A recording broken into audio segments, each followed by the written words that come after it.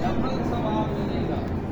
और अगर आपको पता चल जाए कि ये काम करने से हमें फ़ायदा ज़्यादा होगा, उसका बेनिफिट ज़्यादा होगा, तो आप वो काम करेंगे ना।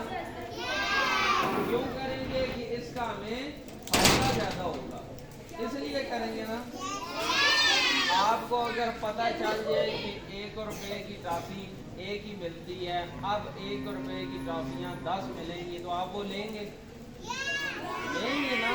क्यों लेंगे? कि वो ज़्यादा मिलेंगी।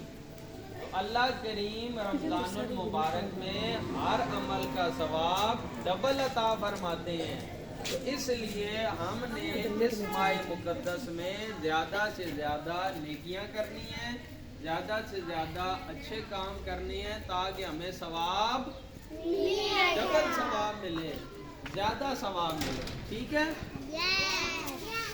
ये रमज़ान का महीना, इसके 29 या 30 दिन होते हैं। कितने दिन होते हैं? 29 या 30। 29 या 30।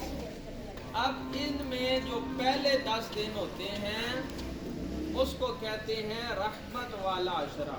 कौन सा अशरा? सारे बच्चे बोले, कौन सा अशरा? रहमत वाला अशरा। और जो दूसरे 10 दिन होते हैं उसको कहते हैं मग़फ़िरत वाला अशरा। कौन सा? मग़फ़िरत वाला अशरा।